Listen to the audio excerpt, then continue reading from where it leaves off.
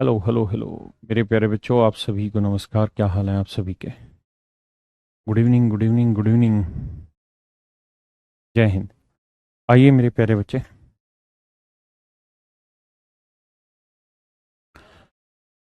पढ़िए जरा इस सवाल को, फिर चर्चा करेंगे।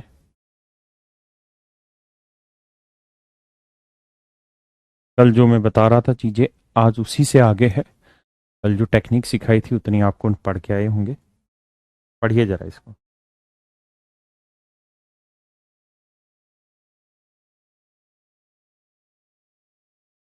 गुड एंड आप, गुड इवनिंग। आप नाम ले लीजिए। मेघा, हरिहर, विलू, विसुदेव, विपिन, मीना, अंकित, विजय, सचिन, ललित कुमार, प्रसन्नुल, कोमन, सुभी। बहुत नाम ले दिए भाई। आइए मेरे दोस्त,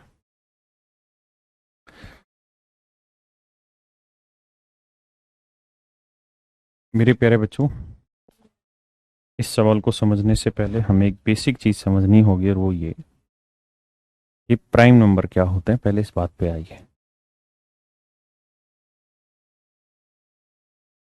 हिंदी में जिसे हम अभाज्य संख्याएं कहते हैं।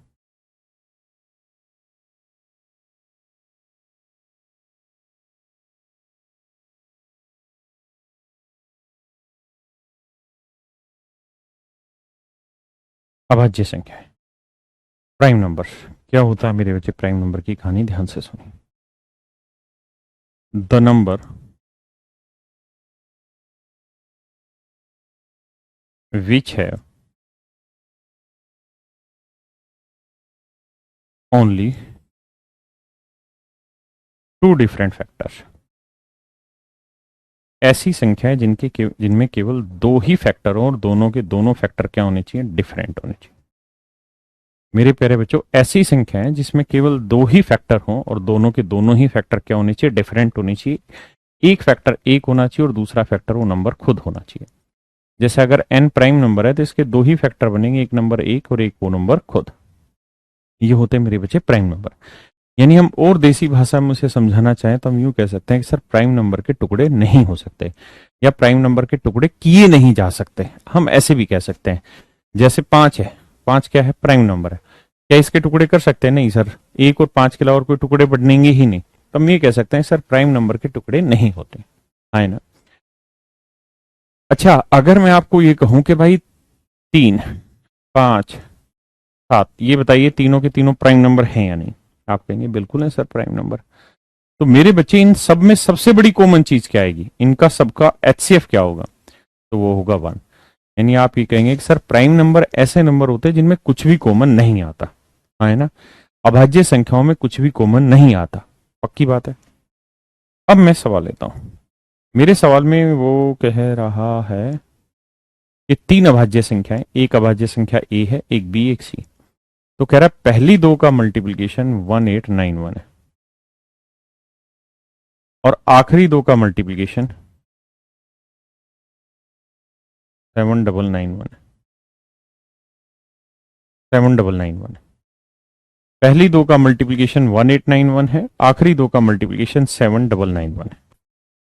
हाँ है ना मेरे बच्चे। दो प्राइम नंबर है ना, तीन प्राइम नंबर है, ए बी सी।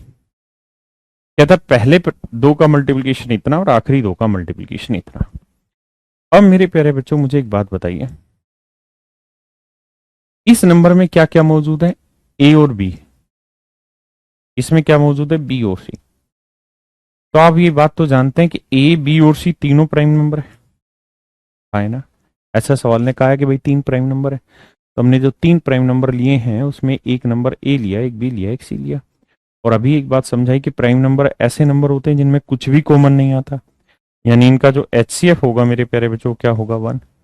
यानी मेरे प्यारे बच्चों, इनका एचसीएफ होगा वन, यानी इनके अंदर कुछ भी कॉमन नहीं आएगा मेरे बच्चे। अगर इनका एचसीएफ वन है तो यहाँ ए और बी है, यहाँ बी और सी है। तो मेरे बच्चे ये बताओ कि सी में और ए में कुछ कॉमन आएगा? नहीं आएगा। तो फिर दोनों में क्या कॉमन आएगा? तो आप कहेंगे यहां पे भी बी मौजूद है और यहां पे भी बी मौजूद है। इसका मतलब मेरे प्यारे बच्चे, इन दोनों ही नंबर का जो एचसीएफ होगा वो बी होगा। मेरे बच्चे सवाल पे मत जाइए, भाषा पे जाइए, समझने पे जाइए, थोड़ा समय लगाइए, फिर हम चर्चा करेंगे इस पे।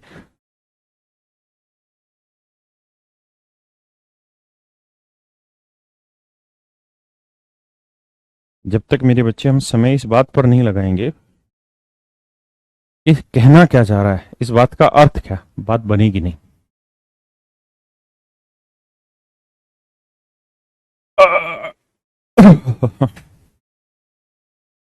आइए मेरे दोस्त, यानी इनमें सबसे बड़ा कॉमन नंबर होगा बी, यानी सेकंड नंबर 1891, 1891, 7991। अब मेरे प्यारे बच्चों, हमने ये निकाल दिया कि भाई इनमें सबसे बड़ा कॉमन नंबर जो होगा वो दूसरा नंबर होगा, बी होगा। अब बात करते हैं आगे कि हम इन दोनों नंबर का एचसीएफ कैसे निकालें।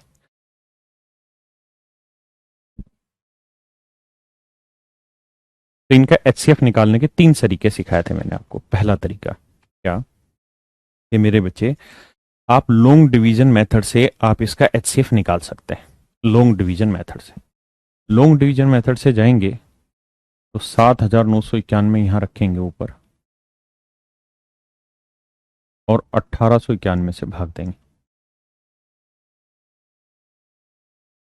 देखिए कहां तक जा रहा है, 18 चौक 72, 4 पे ही जाएगा। तो 4 एकम 4, 4 नीम 36,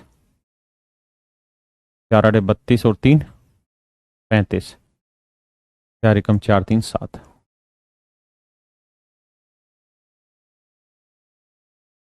घटाते हैं मेरे बच्चे, 11 में से 4 गया 7, 8 में 6 गया 2, 9 में 5 गया 1, सॉरी 9 में 5 गया 4।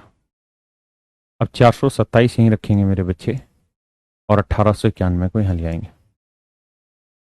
अब भाग देते हैं जी, कितने जाएगा, 4 चौक 16, 4 पे ही जा रहा है, 4 7 28, 4 दूनी 8 और 2 10 और 4 चौक 16 और 1 17, 1708। अब बच्चे घटाएंगे, 11 में से 8 गया, 11 में से 8 गया मेरे भाई, ये बचा 3 और 8 है ना, 83 बचा। ठीक है जी, और यहां से घटाएंगे 183 बचा। अब 183 नहीं रखेंगे, 427 आगे ले जाएंगे। अब 18 3 54 तो होगा नहीं, 18 दूनी 26 ही सेट होगा, 36, 3 दूनी 6, 2 8 16, 2 एकम 2 और 1 3। अब घटाएंगे तो 7 में 6 गया 1 और भैया 12 में से 6 गया 6, ये आया 61। अब मेरे बच्चे 61 आया है। अब 61 यहीं रखेंगे, 183 यहाँ लाएंगे, 3 से जा रहा है 183। तो आप देखेंगे कि मेरे प्यारे बच्चों आपका जो डिफरेंस ना रिमाइंडर आ गया वो 0 आ गया। अगर रिमाइंडर 0 आ गया तो जो लास्ट डिवाइजर है वही आपका एचसीएफ होगा, वही लास्ट में आपका एचसीएफ होगा। तो मेरे प्यारे बच्चों, नन्हे मुन्ने सिरों, 183 इसका ना 61 इसका एचसीएफ। एक तरीका तो है लॉन्ग डिवीजन मेथड, दूसरा तरीका क्या सिखाया था सर, फैक्टराइजेशन मेथड, यानी दोनों के फैक्टर कर लें। और तीसरा मैंने सिखाया था मेरे बच्चे डिफरेंस मेथड। तो मुझे उम्मीद है कि आप पहले दोनों फैक्टर, मतलब पहले दोनों तरीके से तो आसानी से कर ही लेंगे। अब हम चर्चा करते हैं तीसरे तरीके पे, दैट इज डिफरेंस मेथड, जो कि मुझे लगता है हमारे लिए सबसे जरूरी है। तो उसमें क्या होगा कि हमें इन दोनों नंबर का डिफरेंस निकालना होगा। तो 1 में से 1 गया 0, 9 में से 9 गया 0, 9 में से 8 गया 1, 7 में से 1 गया 6, 61। यानी मेरे प्यारे बच्चों, या तो 6100 मेरा एचसीएफ होगा या फिर 6100 का कोई फैक्टर मेरा एचसीएफ होगा, डिफरेंस मेथड से जाएं तो। अब समस्या यह है कि 6100 के फैक्टर कैसे करें। तो भैया आपको कुछ नहीं दिखाई दे रहा तो अनपढ़ की तरह एक बात तो दिखाई दे रही होगी, 61 गुना 100। क्या आप समझते हैं, 61 गुना 100, 61 गुना 100। क्या आपको ये बात दिखाई दे रही है कि नहीं दे रही? हाँ है ना। मेरे बच्चे जब आप पढ़ लेंगे ना और नंबर सिस्टम पढ़ चुके होंगे, तो जब मैं पढ़ाता हूं तो मैं प्राइम नंबर याद भी कराता हूं कि भाई 1 से लेके 100 नंबर तक प्राइम नंबर याद भी रखो। तो आपको पता होगा कि 61 एक प्राइम नंबर है, जिन्होंने पढ़ रखा होगा पहले से। तो 61 एक प्राइम नंबर है, यानी इसके और टुकड़े हो नहीं सकते। टुकड़े होंगे तो 100 के, 100 के टुकड़े होंगे तो भाई 100 किससे भाग होगा, 2 से होगा, 4 से होगा, 5 से होगा, 10 से होगा, 20 से होगा, 25 से होगा, 50 से होगा, इन्हीं नंबर से भाग होगा। 100 के टुकड़े ये बनेंगे। लेकिन ये टुकड़े कितना भी ताकत लगा लें, ये इस नंबर को डिवाइड नहीं कर सकते। क्यों? क्योंकि जिस नंबर के आखिरी में 0 आ गया वो उस नंबर किसी भी नंबर को डिवाइड करेगा तो तभी जब आखिरी में जीरो हो, तो ऐसा है नहीं। 5 के साथ भी यही सीन है कि आखिरी में तो 5 हो या जीरो हो। 10, 20, 25, 50 रहा 2 और 4। 2 और 4 इवन नंबर है और ये ओड नंबर है, तो ये ओड डिवाइड होंगे नहीं, तो इसका मतलब यहां कोई फैक्टर डिवाइड नहीं करेगा। तो डिवाइड क्या करेगा मेरे बच्चे? 61। डिवाइड क्या करेगा मेरे प्यारे बच्चों? 61। अगर 61 डिवाइड करेगा तो इसका मतलब साफ सुथरे लहजे में हम ये बात कह सकते हैं कि सर इनका HCF 61 होगा। क्या होगा मेरे बेटे? 61। तो यानी 61 होगा, तो सेकंड नंबर जो होगा हमारा वो क्या होगा? 61। सेकंड नंबर मेरे प्यारे बच्चों हमारा क्या होगा? 61। अब लड़ाई लड़ते हैं आगे। अगर सेकंड नंबर 61 है तो सेकंड और थर्ड का मल्टीप्लीकेशन है 7991, है ना। अब आपको काटना पड़ेगा, तो थर्ड नंबर आ जाएगा 7991 अपॉन 61। काटोगे तो ये आएगा शायद 131, है ना। अब हम ये बात भी जानते हैं मेरे बच्चे कि A इंटू बी ये 1891, और हम जानते हैं कि B की वैल्यू कितनी है? 61। तो A को 61 से गुना करके ये आया, तो A की वैल्यू आएगी 1891 बटे 61। काटेंगे उत्तर आएगा 31। ये है मेरे प्यारे बच्चों सवाल को जानने का तरीका। बहुत सारे बच्चों के मन में ऐसा आता होगा कि ऑप्शन से ना कर दें, बिल्कुल कर सकते हैं, लेकिन ये ऑप्शन जो बना रखे मैंने अपनी तरफ से बना रखे, क्योंकि आपको तीनों नंबर कभी नहीं देने वाला है ना। और दे देगा तो बहुत आसान है फिर आपके लिए करना सवाल को, है ना। तो आराम से समझिए, महसूस करिए, फिर आगे बढ़ेंगे।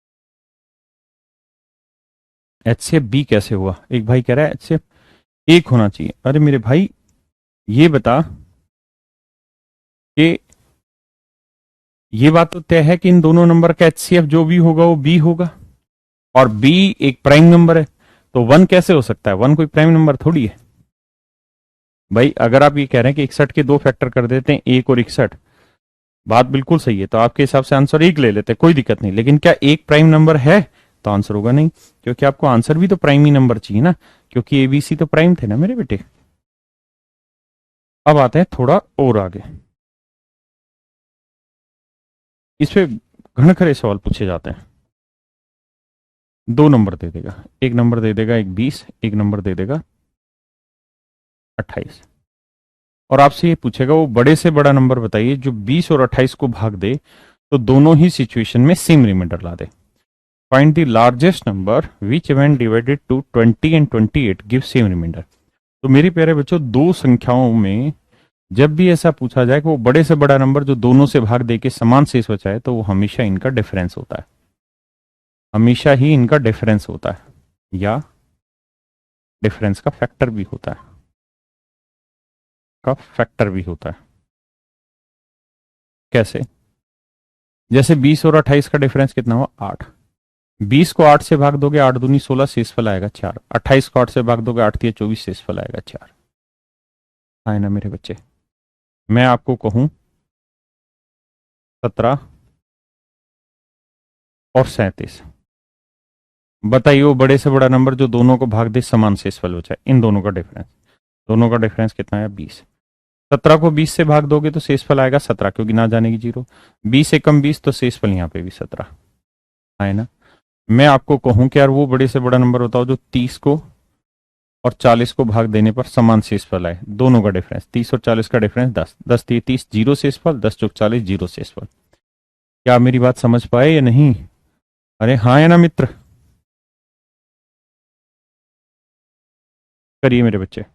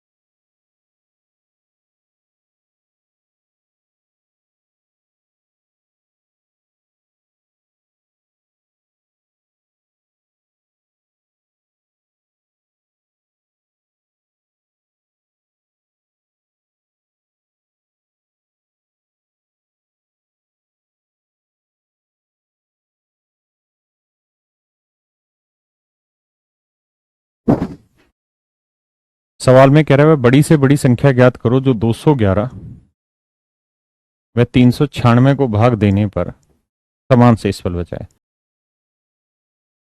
तो मेरे प्यारे बच्चों, तरीका सिंपल है, इनका डिफरेंस निकालोगे आएगा 185। यानी 185 वो सबसे बड़ा नंबर है जो इसे भाग दे या इसे भाग दे, दोनों ही स्थितियों में समान शेषफल बचेगा। Very good. अब बताइए इसी सवाल को।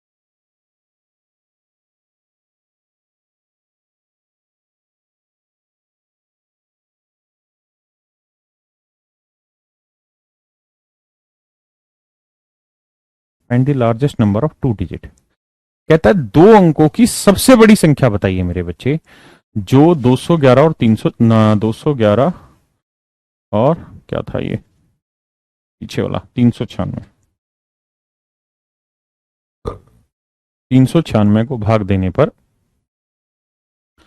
तो मेरे प्यारे बच्चों 211 और 396 का डिफरेंस निकाल लो। कितना आया डिफरेंस जी? 185। यानी 185 वो सबसे बड़ा नंबर होगा जो दोनों को भाग देगा, समान शेषफल बचाएगा। लेकिन उसने कहा कि भैया हमको 2 ही अंकों का चाहिए, तो ये तो 3 अंकों का, तो इसके टुकड़े करो। तो 1 गुना 185, 5 से करेंगे, 5 3 15, 5 7 35, 5 गुना 37। हाँ है ना। तब 2 अंकों की संख्या कौन सी बनी इसमें? 37, क्योंकि 1 अंक की, 1 अंक की, ये 3 अंक की, तो इसका मतलब 37 मेरा आंसर होगा। यानी 211 को 37 से भाग देंगे तो जो रिमाइंडर आएगा वही रिमाइंडर 396 को भाग दोगे तो भी वही सेम रिमाइंडर आएगा। हाँ है ना।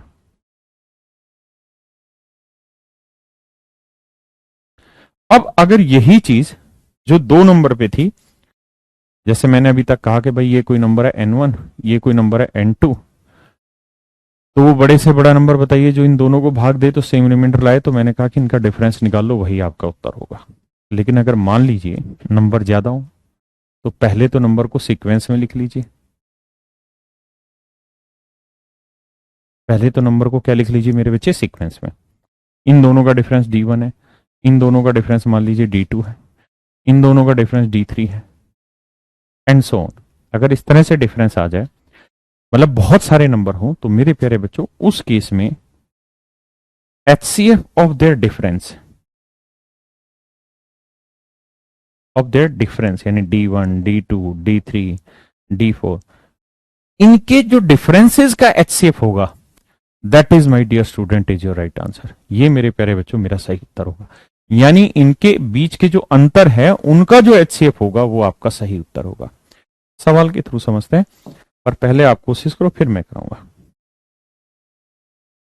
पहले आप सीखिए फिर मैं बताऊंगा।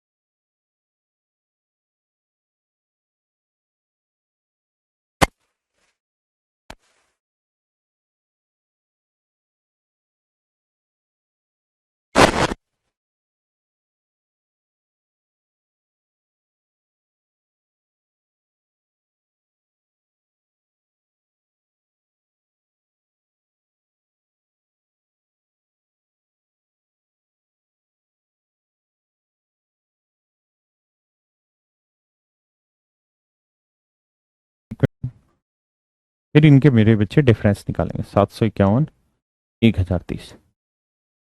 अब मेरे बच्चे जो इनके डिफरेंस आए, इनके डिफरेंस का ले लो HCF। पहले इसका डिफरेंस निकालो, ये आएगा 341, है ना, 4 और 1 5, 4 3 7। फिर इन दोनों का डिफरेंस ले लो, फिर ये आया मेरे बच्चे 30, घटाते हैं 9, और 12 में 5 गया 7, भाई 10 में से 1 गया 9, फिर 2 था, 12, 12 में से 5 गया 7, फिर 9, 9 में 7 गया 2, 279। अब मेरे प्यारे बच्चों आपको क्या करना है कि 341 और 279 का HCF निकालना है। इन दोनों का जो HCF होगा वही मेरे प्यारे बच्चे आपका आंसर होगा। 279 और 341, 279 और 341, इन दोनों का HCF निकालने का तरीका आपके पास 3 तरीके हैं। आप लॉन्ग डिवीजन मेथड अपना सकते हैं, आप फैक्टराइजेशन मेथड अपना सकते हैं, या आप डिफरेंस मेथड भी अप्लाई कर सकते हैं। मैं यहाँ डिफरेंस मेथड पे जाऊंगा क्योंकि मुझे आसान लग रहा है। बेसिक डिफरेंस निकल के आ गया 62, तो 62 के फैक्टर करोगे, 62 तो डिवाइड करेगा नहीं क्योंकि ये इवन है और ये ओड है, तो 1 गुना 62 हुआ भैया, 2 गुना 31 हुआ, 31 प्राइम है, आगे टूटेगा नहीं, तो ना 62 से भाग होगा ना 2 से भाग होगा, 31 से भाग हो जाएगा। इसका मतलब इनका HCF क्या होगा मेरे बच्चे, 31। चेक करना पड़ेगा, ऐसा नहीं हवा में 31 से पहले इसे भाग देके देखो, इसे दोनों से भाग होना चाहिए। तो इसका मतलब मेरे प्यारे बच्चों 31 वो सबसे बड़ा नंबर होगा, 31 वो सबसे बड़ा नंबर होगा, बड़ा नंबर होगा जो 410, 751 और 1030 को भाग देगा तो समान शेष निकाल के देगा, इक्वल रिमाइंडर ला के देगा। अगर मेरे बच्चे आप इन सबको 31 से भाग दोगे तो मेरे बच्चे ऑप्शन से मैं इसलिए एक्सप्लेन नहीं कर रहा हूं क्योंकि ऑप्शन यहां कोई सेंस नहीं क्रिएट करके देगा, ऑप्शन से सिखाऊंगा मैं, ठीक है, जिस जगह जिस सवाल में जरूरत होगी वहां सिखाऊंगा, ठीक है ना। मैं आपको कहूं यार 32 से भाग दे लो, 33 से भाग दे लो, 35 से दे लो, देखो क्या सेम रिमाइंडर आ, नहीं यार, कुछ तो लॉजिक तो सीखना है ना आपने, आप घबराओ मत, बेस्ट तरीके से सिखाएंगे। अब मेरे बच्चे आगे आते हैं, कुछ नई बातें सीख लेते हैं।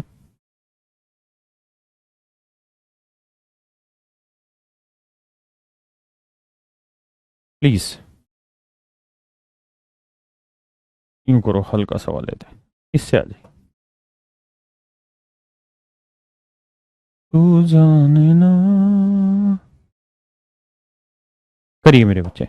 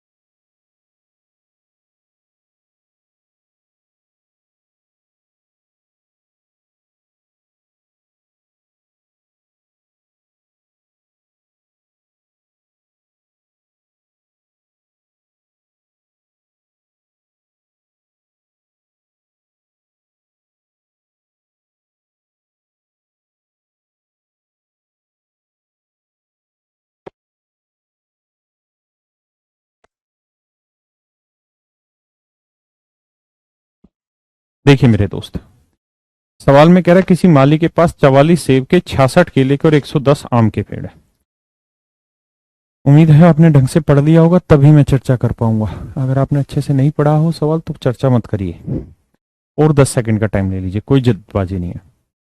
डाटा आसान है, लेकिन यहां से लैंग्वेज सिखाने का उद्देश्य है मेरा, क्योंकि अब मैं आपको एचसीएफ के क्वेश्चन लैंग्वेज में कैसे पिरो के डालता है उन पे चर्चा करा रहा हूं। देखिए मेरे बच्चे, सवाल में कह रहा है किसी माली के पास 44 सेब के, 66 केले के और 110 आम के पेड़। 44 सेब के, एप्पल के हैं 44, 66 केले के हैं 66, और आम के हैं मेरे बच्चे 110 पेड़। वह उनको पंक्तियों में इस प्रकार लगाना चाहता है कि प्रत्येक पंक्ति में एक ही प्रकार के पेड़ हो, या सभी पंक्तियों में पेड़ों की संख्या समान हो। तो न्यूनतम पंक्तियों की संख्या ज्ञात करो, यानी मेरे प्यारे बच्चों मिनिमम नंबर ऑफ रोज चाहिए।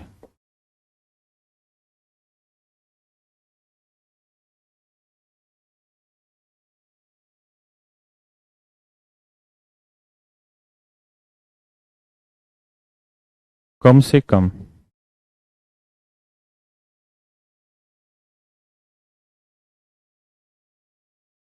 पंक्तियों की संख्या,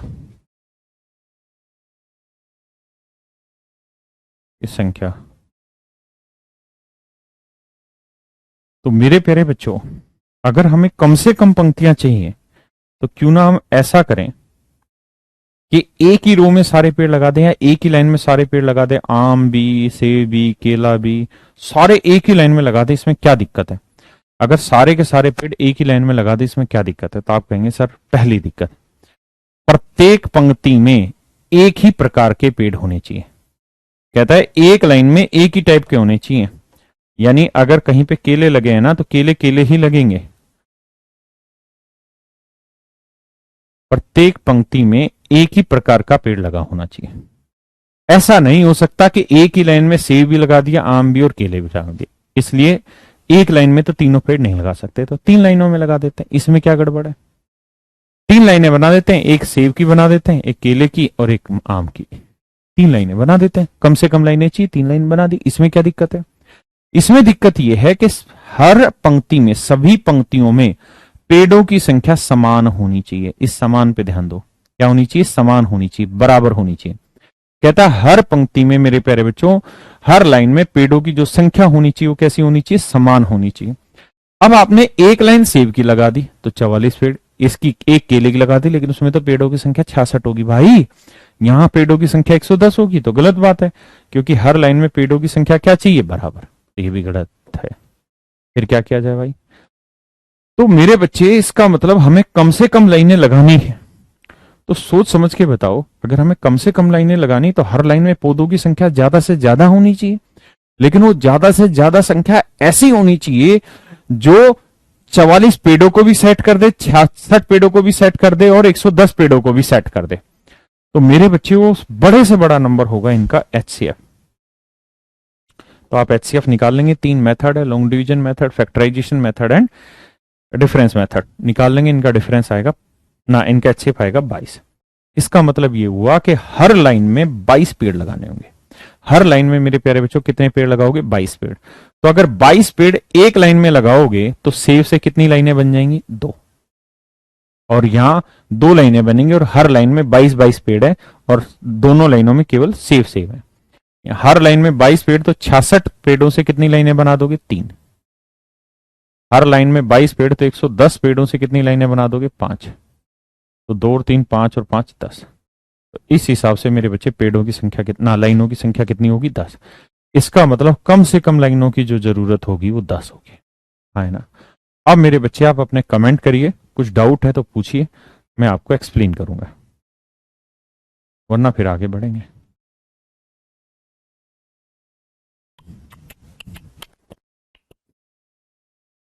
तक थैया थैया थैया।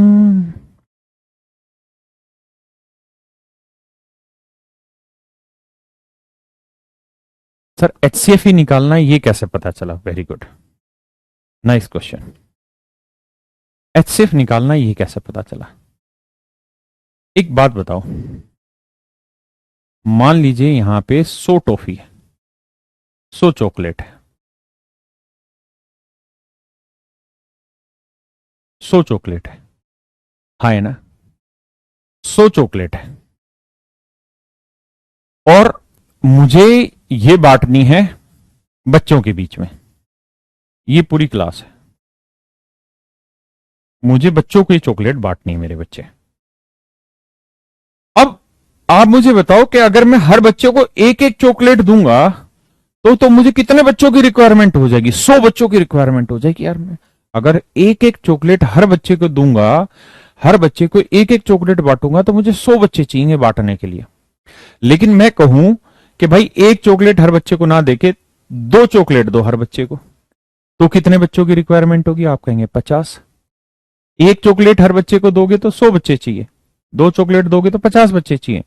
मैं कहूं कि यार अगर तुम्हें 20 चॉकलेट हर बच्चे को बांटो तो कितने बच्चे चाहिए? तो आप कहेंगे 5 बच्चे चाहिए। मैं कहूं 50 चॉकलेट हर बच्चे को दोगे तो कितने बच्चों की रिक्वायरमेंट है? 2 बच्चों की। तो आपने देखा कि जैसे जैसे नंबर ऑफ स्वीट्स की संख्या बढ़ती चली जाएगी, बच्चों की संख्या कम होती चली जाएगी। ऐसे ही मेरे बच्चे, जब हर लाइन में पौधों की संख्या ज्यादा से ज्यादा होगी तो पौधों की लाइनें कम से कम लगेंगे। मेरी बात समझे? यानी एक लाइन में ज्यादा पौधे लगाओगे तो लाइनें कम लगेगी, अगर हर लाइन में पौधे कम लगाओगे तो लाइनें ज्यादा लगेंगी। समझो ये 100 पौधे हैं, ये 100 पौधे हैं। अगर 100 के 100 पौधे अगर एक एक पौधा एक एक लाइन में लगाओगे तो 100 लाइनें चाहिए। अगर हर लाइन में 2 पौधे लगाओगे तो 50 लाइनें चाहिए। हर लाइन में 20 पौधे लगाओगे तो 5 लाइनें चाहिए। हर लाइन में 50 पौधे लगाओगे तो 2 लाइनें चाहिए। यानी हर लाइन में पौधों की संख्या बढ़ेगी तो लाइनों की संख्या घटेगी। तो हमें इस वाले सवाल में मेरे प्यारे बच्चों, सर मुझे किसी टीचर ने बताया था जिसमें लार्जेस्ट ग्रेटेस्ट पूछा है, उल्लू के पट्टे हैं वो सब, कहां बातों में आ रहे हो तुम समझ के साथ विकसित हो यार। आज के टाइम में सिलेक्शन लेना उतना फुद्दू काम नहीं है। तो मैं क्या बता रहा था, हाँ, तो हमने HCF इसलिए लिया क्योंकि हमें हर लाइन में पौधों की संख्या बड़ी से बड़ी रखनी थी। हाँ है ना? अब बड़ी से बड़ी से अगर आप सोच रहे हो तो यहाँ तो न्यूनतम पूछा है, तो आपके हिसाब से तो एलसीएम निकलवाना चाहिए जिस टीचर ने बताया, वो तो बेवकूफ है। समझ के चलो यार, लड़के नहीं चलो। करिए मेरे बच्चे इस सवाल को। समझे में और रटे में यही तो फर्क है मेरे बेटे। कल छुट्टी है क्या? कल छुट्टी किस चीज की है भाई? कल कौन सा दिन है? कल, आज मंगलवार, कल बुधवार है, कल कोई छुट्टी नहीं भाई।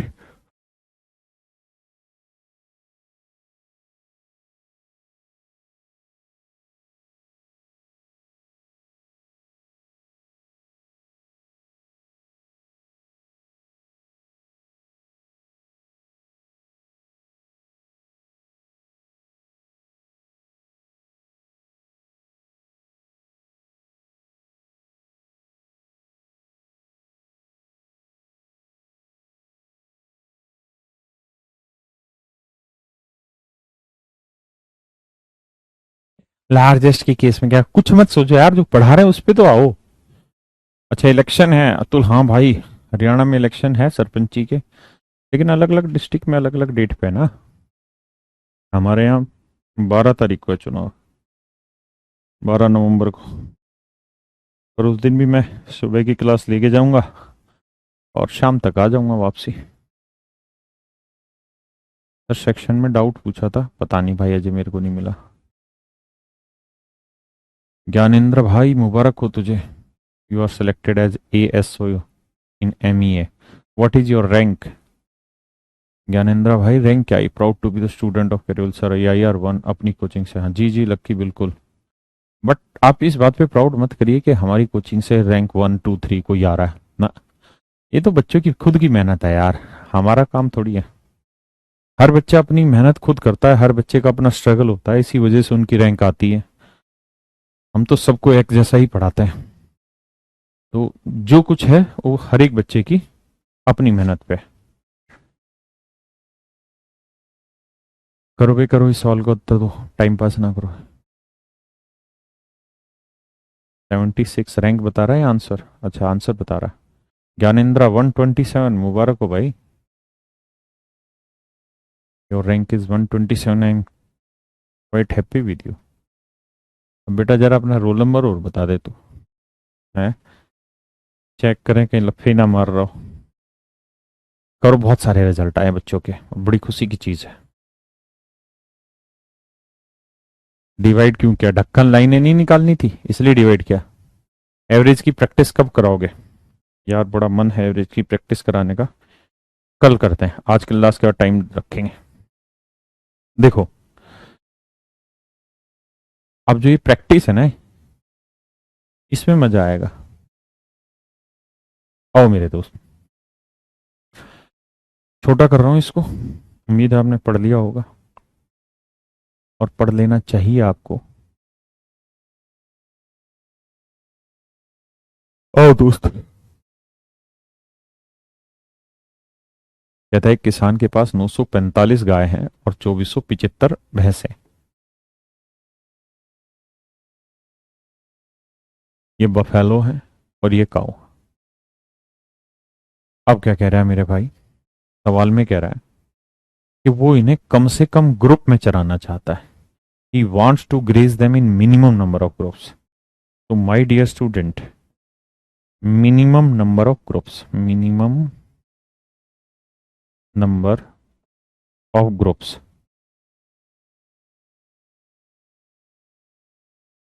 कम से कम समूहों की संख्या, कम से कम समूहों की संख्या।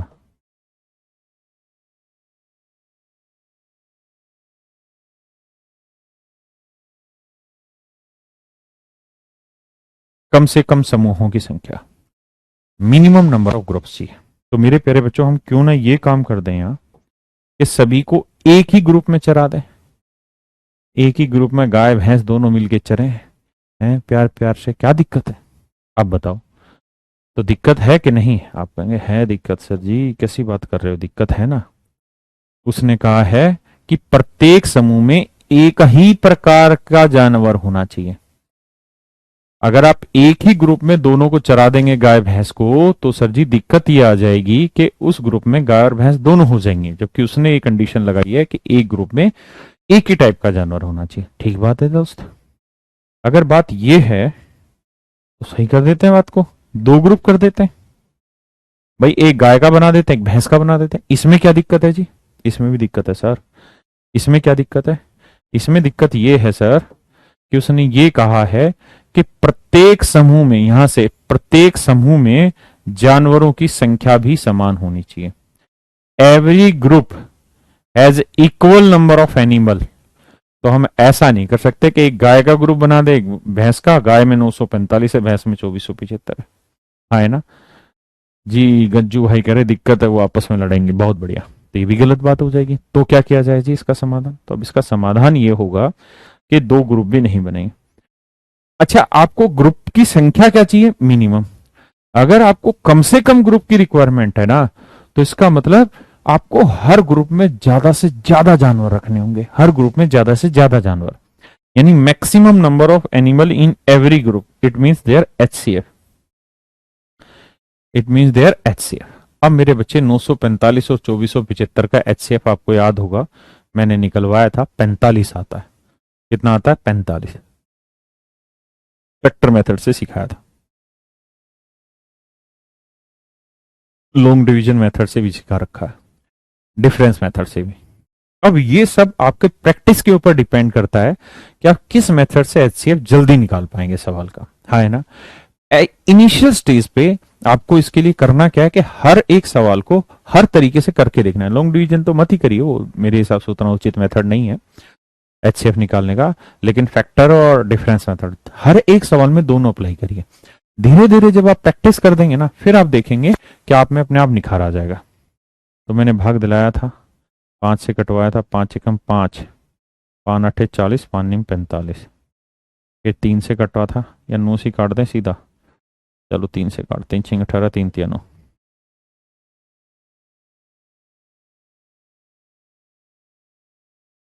हाँ है ना। ऐसे ही मेरे बच्चे 2175 ना 2475 का बनाया था। 5 से काटो, 5 चौक 20, 5 निम 45, 5 5 25, 5 निम 45, 5 निम 45। क्या आ रहा है? एक। मेरे बच्चों हर, देखिए सर, आप भाग नहीं देना चाहते तो आप जानते हैं इन सबका प्रोडक्ट क्या है? 945। 945 में से 5 3 3 तो कट गया, बचा कितना? 3 7 21। ऐसे 2475 को 45 से भाग देने की जगह आप जानते हैं इन सब का प्रोडक्ट है 2475। 5 कट गया, 3 कट गया, 3 कट गया, बचा क्या? 5 11 55। तो यानी 55 ग्रुप ये हो गए। तो 55 ग्रुप जमा 21 ग्रुप जोड़ोगे तो आएगा 76 ग्रुप। इसका मतलब मेरे प्यारे बच्चों टोटल कुल मिला के 76 ग्रुप की रिक्वायरमेंट होगी, 76 ग्रुप्स की रिक्वायरमेंट मेरे प्यारे बच्चों होगी, है ना। 76 ग्रुप की रिक्वायरमेंट आपको सवाल में पड़ेगी। क्या मेरी बात समझ पाए मेरे दोस्त, मेरे मित्र, मेरे भाई? है ना।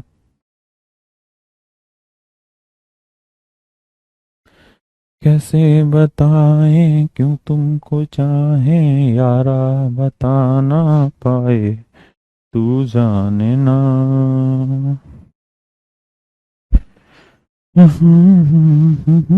जिंदगी एक सफर है।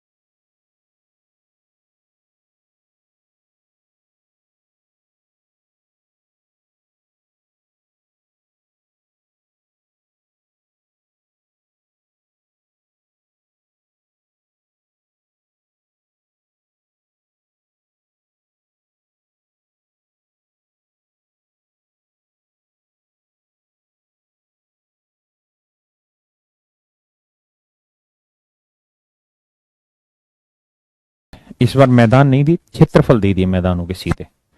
एक मैदान का एरिया है 288 वर्ग सेंटीमीटर, अगले वाले का मेरे भाई 408 वर्ग सेंटीमीटर। उससे अगले वाले का है जी 552 वर्ग सेंटीमीटर। है ना। खेत में समान आकार के न्यूनतम खंड बनाए गए, मिनिमम ब्लॉक बनाए गए, मिनिमम ब्लॉक बनाए गए।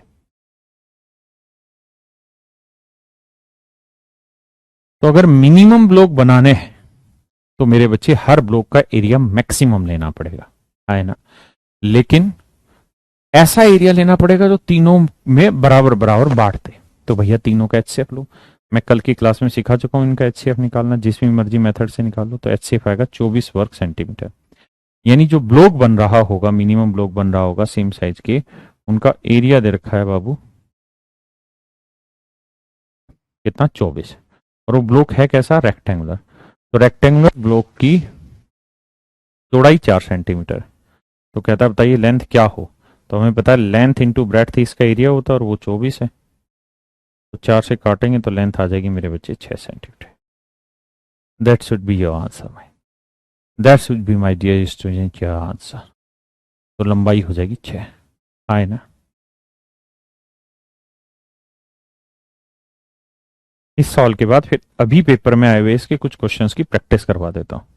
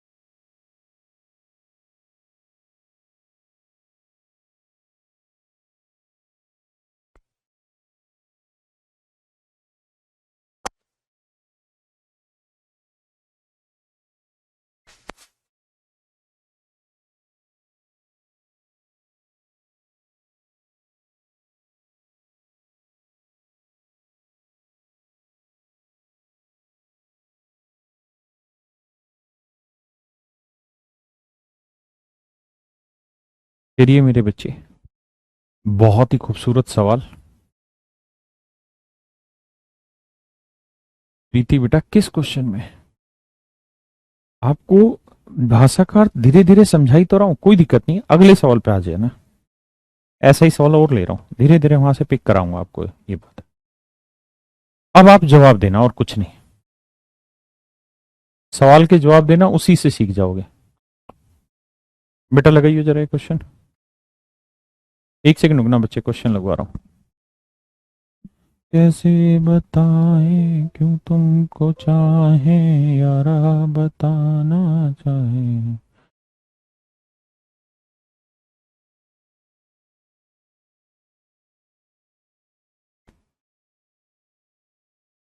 रुक, जब मैं बताता हूं। नहीं लगा होगा तो इसी पे लगेगा, और किसी पे थोड़ी लगेगा। रुक जा, अभी रुक। इस पे जाके import file HCF LCM open. हाँ बस होने दे, ठीक है, ठीक है बाबू, हम भी सीख लिए हैं आज।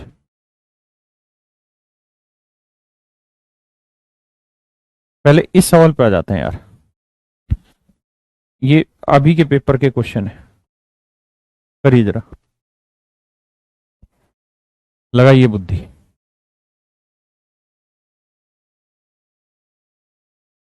फिर उस सवाल पे आता हूं, ये अभी के पेपर के क्वेश्चन है मेरे बच्चे, जो ठीक से लगे इस टाइप के वो मैं करा रहा हूं। 2019, 20, 21, 22 के क्वेश्चन देखो। कह रहा है 3 टैंकरों में 403 लीटर, 434 लीटर, थोड़ी देर एडजस्ट करना, फिर ये व्हाइट बोर्ड हट जाएगा जब वही क्वेश्चन कराऊंगा तो, और 465 लीटर। ये पेपर का सवाल है एग्जैक्ट है। ऐसे पात्र की अधिकतम क्षमता कितनी होगी जिससे तीनों पात्रों के डीजल को सही मात्रा में मापा जा सकता है। अब सवाल की भाषा को पढ़ना जिन बच्चों को समझ में नहीं आता, और इंग्लिश में पढ़ना, then the maximum capacity of a container that can measure. कहता है यानी भाई इन तीनों बर्तनों को मापने का एक बर्तन होना चाहिए। भाई हम ऐसे तो एक छोटा बर्तन ले लें और 1 लीटर का बर्तन ले ले, तो 1 लीटर से इसको भी एग्जैक्ट माप सकते हैं, इसको भी एग्जैक्ट, इससे को भी माप सकते हैं, हाँ है ना। मैं आधे लीटर का माप लूं ले लूं तो आधे लीटर से भी इसको माप सकता हूं। मैं 1 मिलीलीटर का ही ले लूं और छोटा बर्तन लेता चला जाऊंगा तो बहुत सारे होंगे। लेकिन वो कह रहा है कि बड़े से बड़ी क्षमता वाला, बड़े से बड़े वॉल्यूम का कौन सा ऐसा बर्तन हो सकता है जो इसको भी एग्जैक्ट बांट दे, इसको भी एग्जैक्ट माप दे, बांटने का माप दे और इसको भी एग्जैक्ट माप दे। तो हमें वो बड़े से बड़ा नंबर निकालना है जो इसको भी भाग दे दे, इसको भी भाग दे दे, इसको भी भाग दे दे। और वो बड़े से बड़ा नंबर क्या होगा इनका? एचसीएफ। क्या होगा मेरे बच्चे? एचसीएफ। जो दिक्कत क्रिएट कर रहे थे ना कि एचसीएफ ही क्यों निकाल रहे हैं, वो भाषा को समझो। अब एचसीएफ निकालने के तरीके बताए। इनका डिफरेंस ले लो, 31 आया। इनका डिफरेंस ले लो, अरे 31 ही आया, बहुत सुंदर। यानी 31 ही आया तो मेरे बच्चे इनका एचसीएफ 31 होगा। कारण क्योंकि 31 प्राइम नंबर और इसका फैक्टर कुछ होता नहीं, या फिर एक आता, एक ऑप्शन में है नहीं, केवल ए ऑप्शन था, वो हमारा आंसर आ गया। ये आपका क्वेश्चन। एक सेकंड आपके कमेंट रुक रहा है।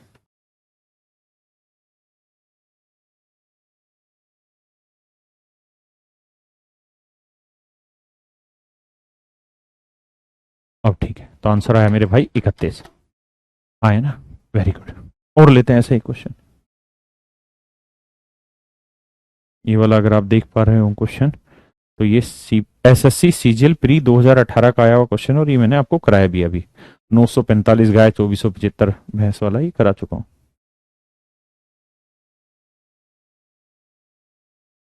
करिए मेरे बच्चे।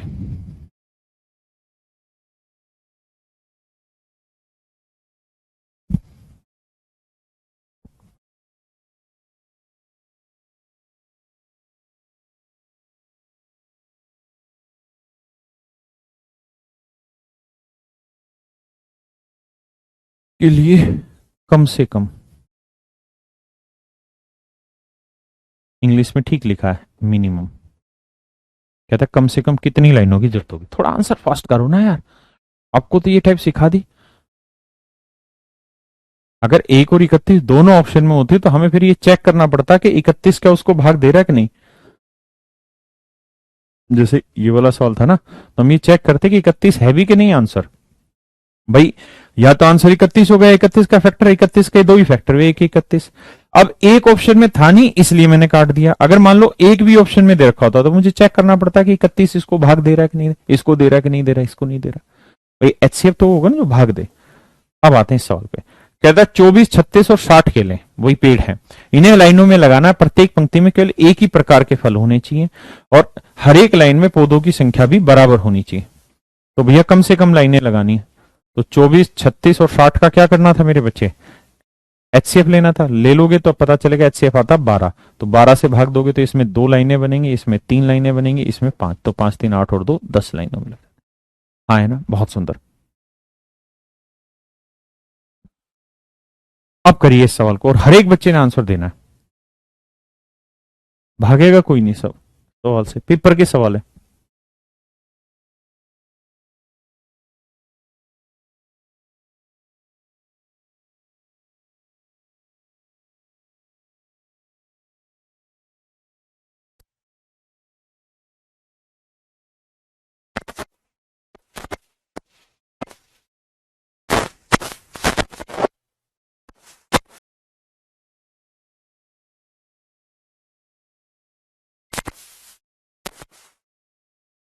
देश आंसर करिए।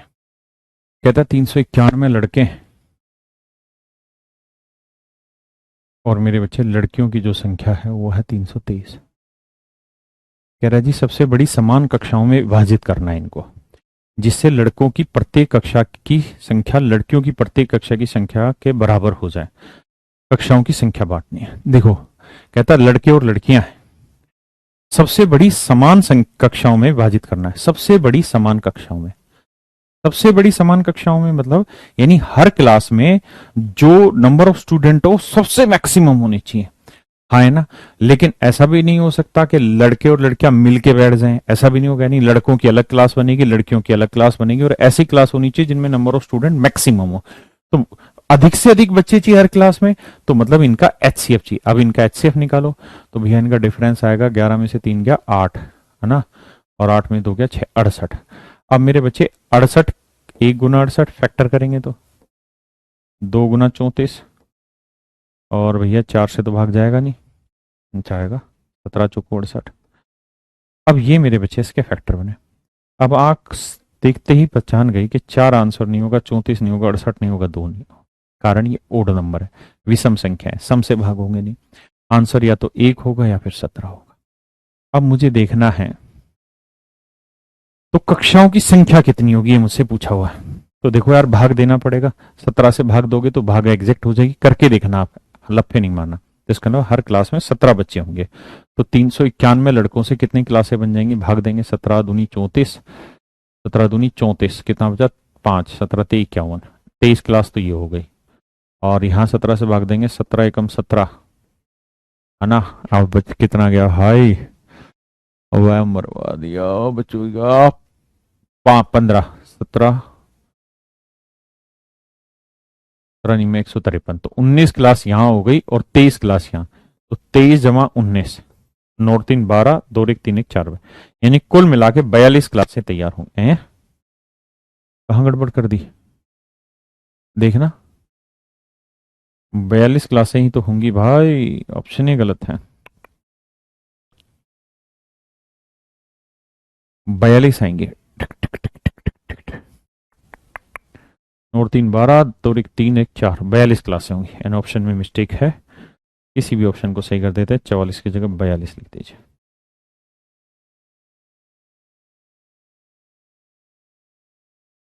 तो 42 आंसर आएगा। आए ना मेरे बच्चे, करिए।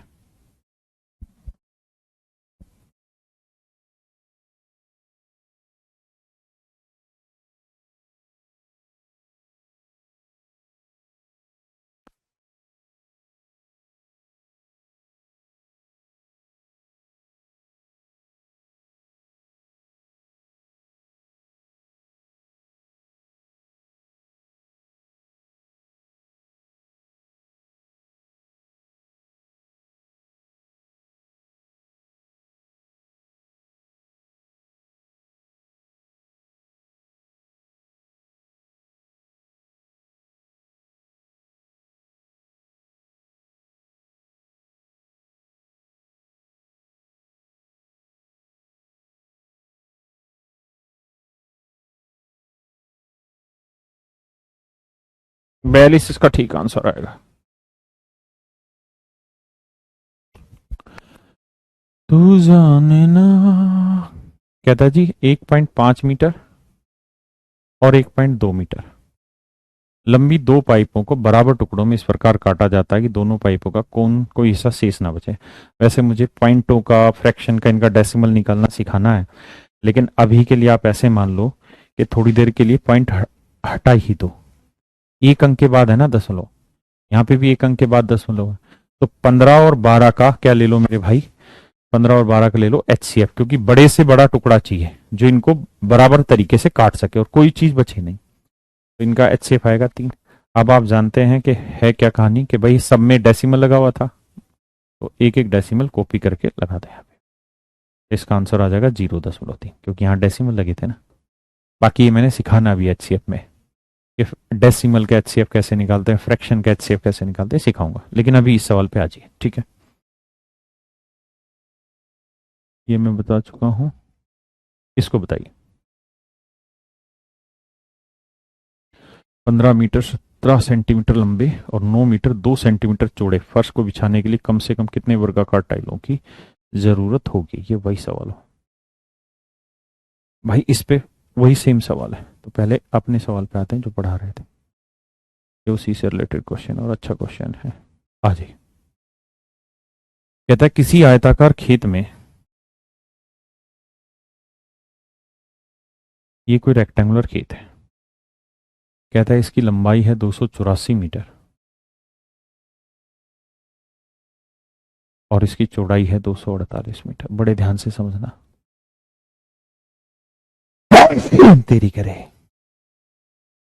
कहता जी हमें इसमें कम से कम वर्गाकार टाइलें चाहिए, मिनिमम नंबर ऑफ टाइल।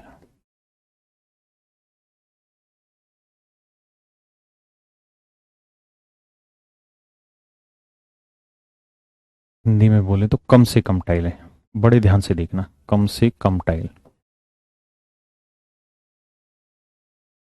कम से कम टाइल।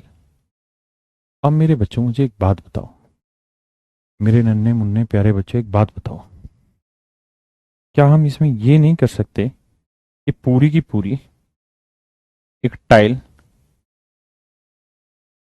पूरी की पूरी एक बड़ी टाइल बिछा दें, हम इसमें पूरे में एक ही टाइल डाल दें, पूरे में मेरे प्यारे बच्चे हम एक ही टाइल डाल दें, क्या दिक्कत है उसमें? तो आप कहोगे दिक्कत है सर, क्या दिक्कत है?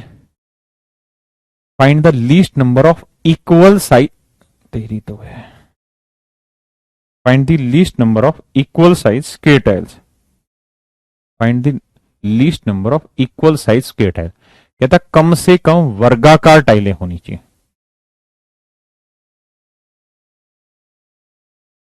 वर्गाकार टाइल है, यानी टाइलों की संख्या कैसी होनी चाहिए? वर्गाकार। तो आप अगर एक ही टाइल सेट करेंगे तो वर्गाकार थोड़ी होगी, स्क्वायर थोड़ी होगी, क्योंकि उसकी लेंथ और ब्रेड्थ अलग अलग है, फिर क्या करें? तो यानी ये तो सेट नहीं हो रहा। तो सर ऐसा ना कर लें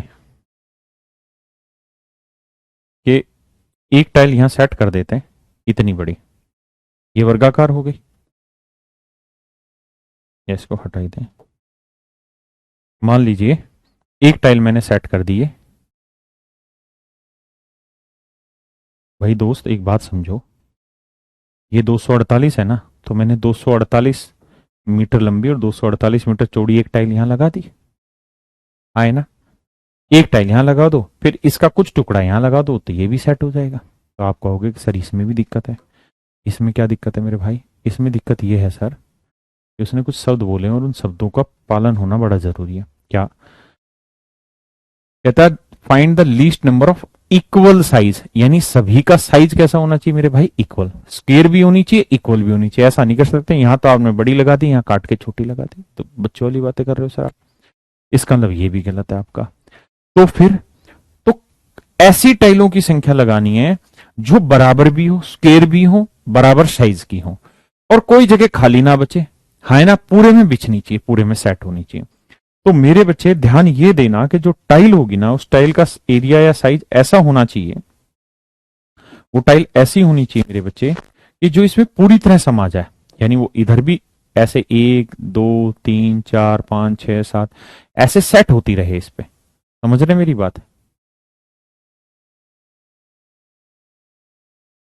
मान जा भाई, समझाता हूं, थोड़ा वक्त जरूर लगेगा, और आप समझने की कोशिश करेंगे तो समझ जाएंगे।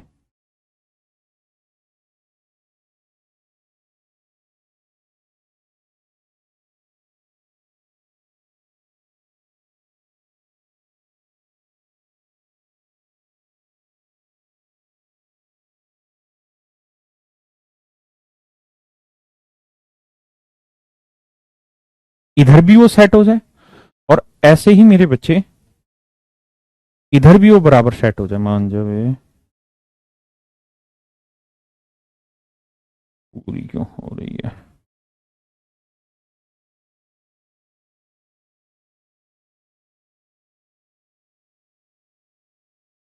इधर भी वो पूरी सेट होनी चाहिए।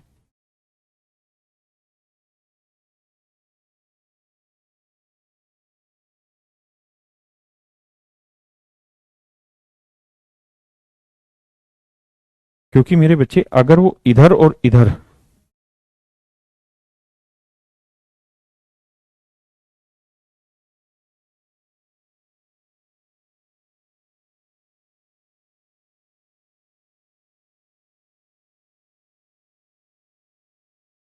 अगर वो इधर पूरी तरह से बट गई, इस साइड को बांट देगी और इस साइड को पूरी तरह बांट देगी, तो आगे तो उस पैटर्न में बिछती चली जाएंगे। यानी जो बड़ी से बड़ी टाइल बिछाएंगे इसमें, उसका साइज ऐसा होना चाहिए जो इधर भी, इस साइड को भी बराबर बराबर टुकड़ों में बांट दे और इधर भी बराबर बराबर टुकड़ों में बांट दे। तो इसके लिए जरूरी है कि जो टाइल हम लेने वाले हैं उसकी साइड की लेंथ ऐसी होनी चाहिए जो इसको भी एग्जैक्ट बांट दे मेरे बच्चे, और इस लाइन को भी एग्जैक्ट बांट दे। यानी हमें एक ऐसा नंबर चाहिए जो 284 को भी भाग दे दे और 248 को भी भाग दे। तो 284 और 248 दोनों को भाग दे, वो सबसे बड़ा नंबर इनका एचसीएफ होगा, निकालोगे तो पता चलेगा 4। इसका मतलब ये जो टाइल इसके अंदर लगाई जा रही है, ये जो टाइल इसके अंदर हम बिछा रहे हैं, इसकी साइज का लेंथ है 4, है ना। अब बात ये है, अब आपसे वो ये पूछेगा कम से कम टाइलों की संख्या बताओ, तो इसका तरीका आसान है, पूरे मैदान का एरिया निकालो। पूरे मैदान का एरिया 284 गुना 248। अब भाई ये तो होगा पूरे मैदान का एरिया, एक टाइल का एरिया कितना है, 4 गुना 4, भाग दे देना, ये डायरेक्ट आपका आंसर। भाग दे दोगे मेरे प्यारे बच्चों, आपका आंसर निकल जाएगा। भाग देते ही मेरे बच्चे आपका आंसर आ जाएगा। हाँ है ना, किसी भाई को दिक्कत है, भाग देते ही आपका आंसर आ जाएगा। बात समझ में आई या नहीं आई? ऐसे ही मेरे बच्चे अब उस वाले सवाल पे आते हैं जो व्हाइट वाले थे, जी इस वाले सवाल पे आ जी।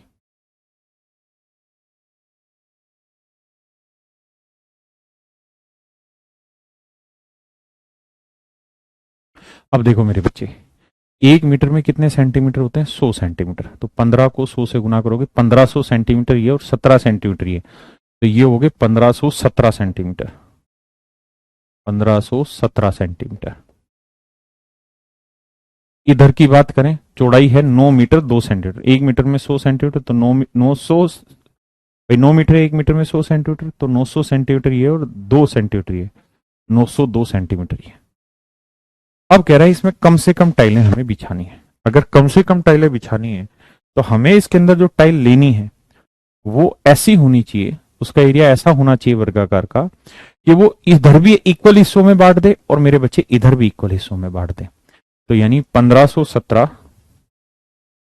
और 902 का एचसीएफ, इन दोनों का एचसीएफ निकाल लीजिए। जो मेरे प्यारे बच्चों एचसीएफ निकल के आएगा, जो एचसीएफ निकल के आएगा, लेट से ए आपका एचसीएफ निकल के आया, तो इसका मतलब इस टाइल का साइज आ गया ए।